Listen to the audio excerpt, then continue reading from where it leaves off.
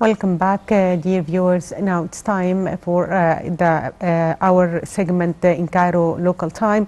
And in this segment of our program, we will talk about enhancing digital transformation in Egypt and its agenda in this field. And today we are joined by Dr. Ali Massoud, Dean of the School of Politics and Economics at Bani Suef University. Good afternoon.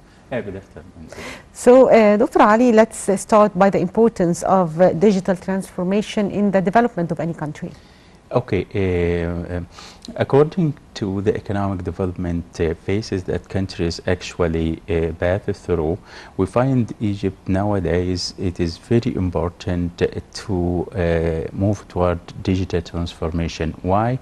In terms of economics, it needs to reduce what we call it a transaction cost. Transaction cost, which is a big segment in Egypt in the cost of providing services as well as production and transportation and so on and so on. This gives us, enhances our competition, increases our competitiveness in respect to other products and other services that were provided in international markets or foreign products and foreign services in the local market. So it is very important. Not only that, digital transformation, it has two impacts in terms of economics. The first one is it's enhancing productivity as well as economic growth. According to statistics, in 1 year only, we have the data, yes, 10 years ago, even not last year, it says that digital transformation add to the global economy around 193 billion, and it created in that year 6 million jobs, which it is a huge number of jobs. So it has a very important role in increasing productivity. Why it is very important in Egypt nowadays? Egypt now is moving toward industrialization, which means that you really have to improve business environment so much. And very big part of business environment that you move toward this digitalization and decentralization, which they are very connected together nowadays in the Egyptian system. So by doing that, I will give you one example, for instance. Now you can get into in any industrial zone in Egypt, in Qina, in Suhay, in Fayoum, Mania, Bani Suef, Sinai, anywhere, and they have a map, electronic map for industrial zone that anyone, anywhere in the world can get in and see where is the lands that are free in these zones and what sector that the land is available, and he can just make a transaction on this land and have some contact and some to be ready actually to start a business. Before that, it used to be, this process takes, I'm not exaggerating if I say it takes months. So it is kind of, it tells you how, to what extent it saves time, it saves money, it saves resources, enhances business environment. So we can't deny its importance for investors. Yeah, for sure. It facilitates the investment process in Egypt. Yes. If we were in our economy, there are three main agents. We call them economic agents. The first one, consumers. The second one, enterprises and firms and business and so on. And the third one, the government itself. The three things are connected in the economy. So when we talk about government, I just gave you an example about of a government agent that how can provide its service very easy by moving toward digital transformation. For firms also, you can get any transaction with any firms, and you pay money and you choose the product, and sometimes you participate in designing the product itself.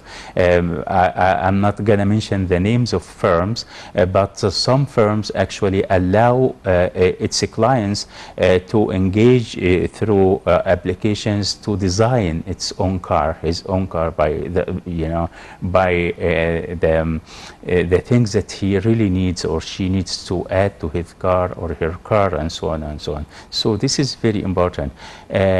Also now competition is very tough in terms of between companies.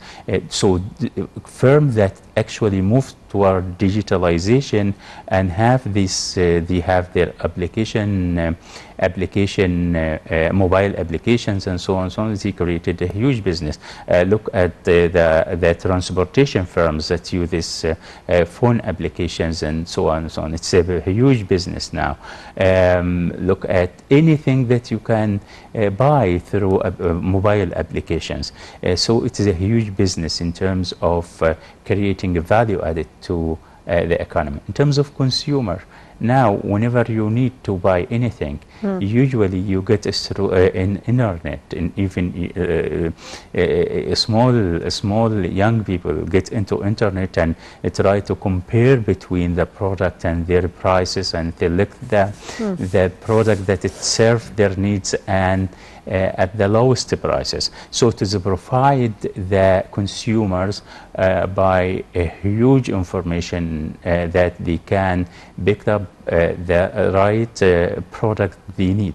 In terms of services also, if you want to apply for education, for instance, or to have a diploma, PhD, master degrees, whatever certificate you really want to join, you can get through the internet and find all the material that there, and we have electronic e-learning now, which it is very important nowadays, yes. Especially during the COVID-19, that it enhances so much, which it in education service now, by moving it toward digital transformation, is creating so much value added to the economy and the Egyptian economy in the future. Yes.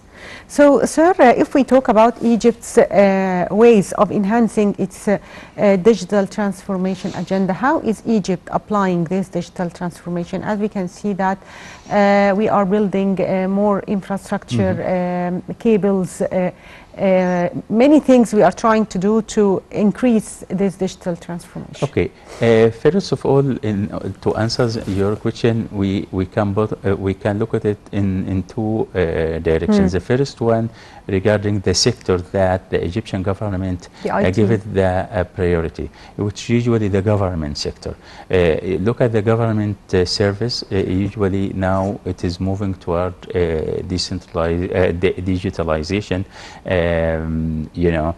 Like ID, driving license, birth everything. Actually, you can. They're online. They are online, which is very important. Also in healthcare, it has digitalization. When we deal with a virus C, the digital and technology played a very important role in. Also in dealing with COVID-19, usually you go and register and you receive your confirmation and the place you're supposed to go and the appointment. All of it is digital. So this is, we are moving toward digitalization. In education now, what's happening in the high school, for instance, by chance we have now high school examinations is going on. You find to what extent actually digitalization, the tablets and so on and so on. And now our students actually exposed to what we call Egyptian knowledge banks, which digitalization actually allow them to do that. So this is the priority actually that Egypt provide. But in the second directions that we may look at, what the Egyptian government has done in order to enhance the digitalization process, we find that we have to concentrate on three things. First, infrastructure. Second, human capital and building skills. And the third one is institutions and how to make the legal framework for this digital transactions, because sometimes you really need to sign documents and so on, how to deal with that if you move this document to be a digital document or electronic document. Regarding the first one, the infrastructure, in the new capital, actually we have, I can consider it as a smart city. We can consider that we build a media center that is going to be the center of digitalization in Egypt, that all the data we are going to keep in this center, all actually the information and so on and so on. All the city or the fourth generation cities are smart cities, which in order to have a smart city, you really have to build the infrastructure in the city to be ready to have digitalization. And I think there is a plan to make the new administrative capital a smart city. It is a smart city. Yes, it is a smart city, not only the new capital, but also all the fourth generation cities in Egypt, that they are 24 cities in a matter of fact, they are a smart city. Regarding building human capital, which is very important and a key element in order to be successful, the process of digital transformation to be successful, we are building that. Look at what is going on in education in terms of undergraduate or university education. We have programs actually dealing with the digital ICTs and so on and so on. So this is very important. Not only that, the government providing many trainings, training activities through the technological universities and through universities, through Ministry of Communications and so on and so, in order to enhance it. Also, the government encouraging firms and entrepreneurs to engage and involve in the business of ICT, information and communication technology. The third one, which is very important, the legal framework, which we are working in it now, and still a little bit we need to work more. Why? Because it is related to also to the culture that inhibited in the Egyptian citizen, that how to change this culture that the man or women can go and have their transaction purely and completely online. Yes, it's gonna be people, they get used to e-banking. Yeah, exactly. E-banking. E-banking is a breakthrough also. Yes, and guess what? You find there is a positive correlation and positive relation between the level of education and e-banking. People who are well educated, they get engaged so much in e-banking, but people who are not educated very well, they are scared or not afraid, but they're scared to get in. They don't believe it, that how can I have my cell phone and I get and I move money from my account to another account and so on and so on. So it has something with culture and something with attitude of people toward the digital transformation.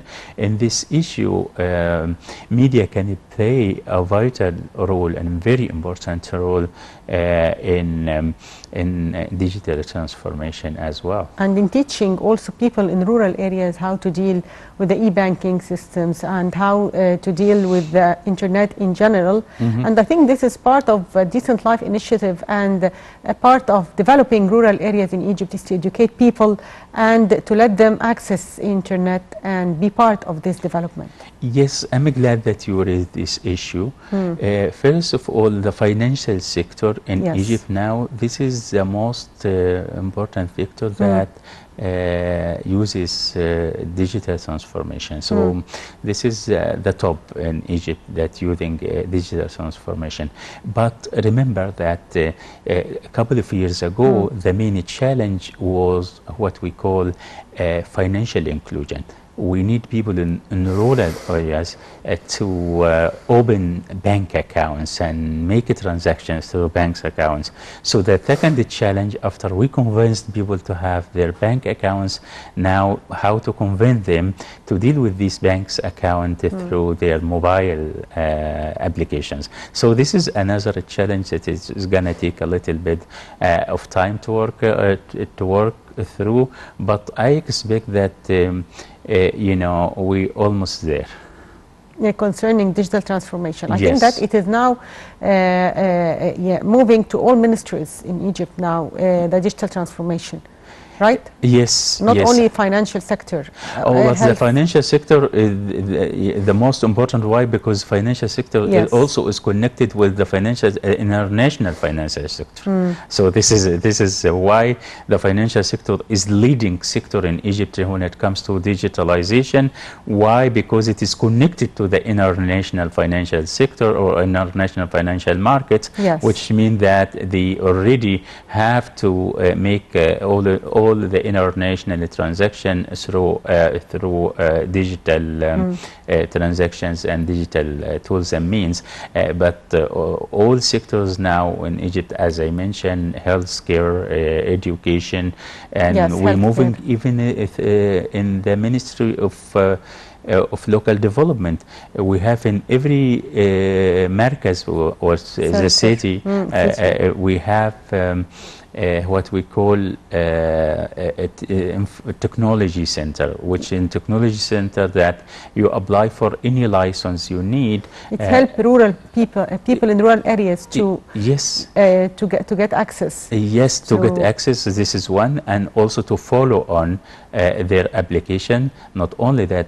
it will be having very important impact in reducing corruption. Why? Because yes, this is a very important point. Yes. Yes, by having your transaction through internet and through digital,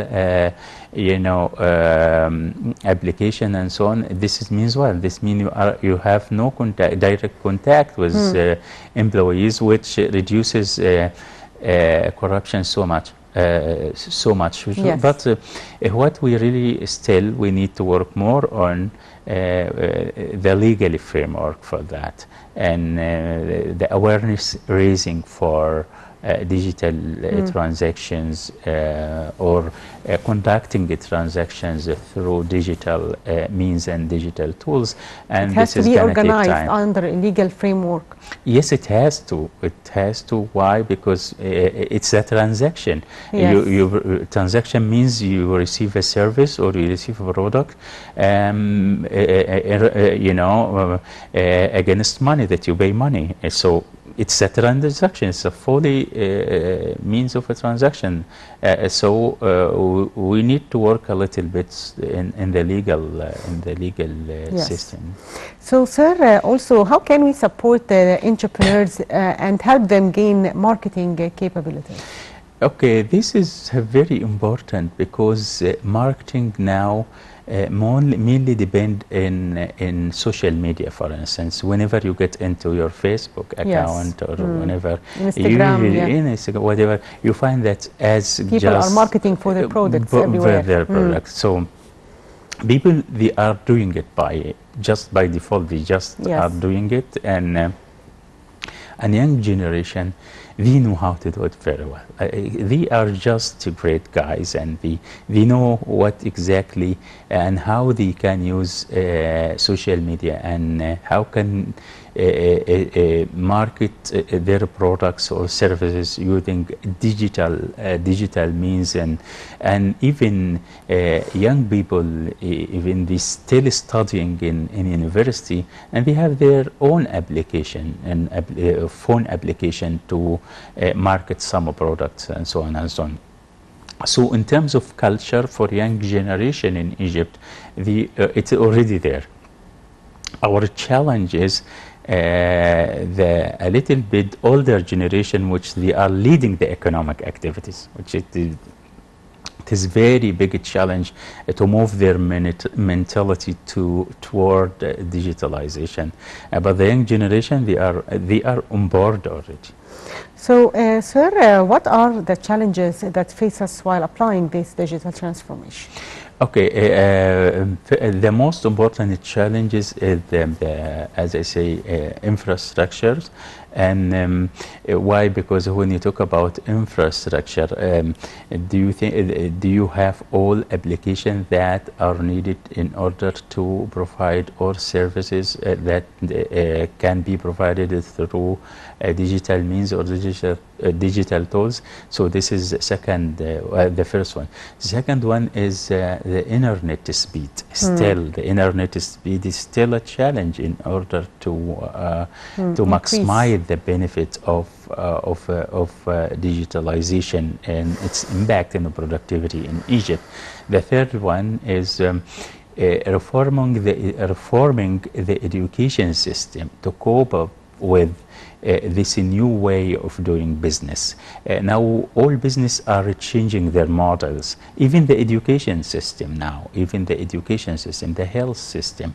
As I told you, in manufacturing even, they engaging some consumers and clients, and they get their impact and their feedback in order to design a product and provide service in some way. So in terms of business model, it is needed, and still have a challenge in applying this in Egypt. So, sir, what is the link between digital transformation and the second phase of the economic reform program? Okay, the second phase of economic reform means it is a structural reform. A structural reform means that you are changing the structure of your economy, of the Egyptian economy, to be more competitive. And in order to make it more competitive, you need to reduce the transaction cost. And one mean to reduce the transaction cost is digitalization. By moving toward digitalization, you are going to increase the productivity. You are going to provide the government service by low price. You are going to help enterprises to have and develop their business model that is built on digitalization. All of this actually connected to the second phase of economic reform program in Egypt, which we call it a structural reform. And how does digital transformation meet the needs of the new Republic, Egypt? Okay, in New Republic, it is a very, very a new concept that we have in Egypt. Why we are saying in New Republic, we are in terms of economy, we moved already from being developing nations toward to be emerging nation, nation. And this is the second stage. So the third stage, we are moving toward to be developed nations. So now we are in emerging, being emerging nation. And being emerging nations, which is the first step in the first base and the most important phase actually in the New Republic. So in a New Republic is built in being a republic that it is competitive with other countries. In terms of economics, its economy is very competitive to other economies around the world. In order to be competitive and seen anywhere and your products seen anywhere, you need to be also to move toward digitalization, which is it has to be a characteristics of your economy. So if you don't, I can say that the digitalization and decentralization, it has to be the main characteristics of the New Republic. Yes. So, sir, if we talk about international reports about the performance of the Egyptian economy, how do you read these reports? Okay.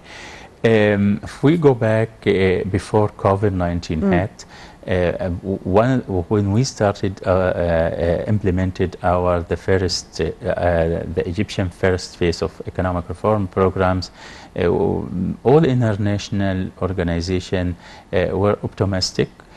But they never expected that we will do very well like that. So our all economic indicators, macroeconomic indicators like economic growth, unemployment rate, the stability in the exchange market, what we call also inflation rates. So we did very good in all macroeconomic indicators. This is actually encourage us to be make Egypt in 2019 to be the first or the largest recipient of foreign direct investment in Africa. So why? Because you succeeded in economic reform. Your macroeconomic indicators was very promising and very high, and we moved to during COVID-19. During COVID-19, guess what? Egypt was one of the best performance in the whole world. If I tell the audience that Egypt was the only country in the Middle East that achieved positive economic growth during 2020, this tells you to what extent the Egyptian economy is solid now, and it can absorb any external and internal checks. Not only that, now just a few days ago, yes, we get another report to say the IMF report? The economists, which is said actually that there are 50. They examined the biggest 50 economies in the world, and Egypt was one of them. And the first time for us to be listed in exactly. This And we get actually in terms of the best performance, economic performance in dealing with COVID-19 during 2020, and Egypt was number 4 economy in the world, which it tells you, well, also credit rating agencies, even during COVID-19, they did not reduce the Egyptian rank. They keep it as it is or increase it a little bit, but they didn't actually reduce it, because it tells you to what extent that you have an international economic crisis that was a result of COVID-19. When the COVID-19 hit the global economy, it was a very serious problem in terms of economics, and still the credit rating agencies say that the Egyptian economy is doing good. We trust the Egyptian economy in the future is going to be stable in the future, which means what? Which means that encouraging foreign investors to come in Egypt and invest there. It means what? It means that how about the image of your country in your republic, which we talked about it so much now, by all these international organizations and international institutions providing all this positive view regarding the Egyptian economy.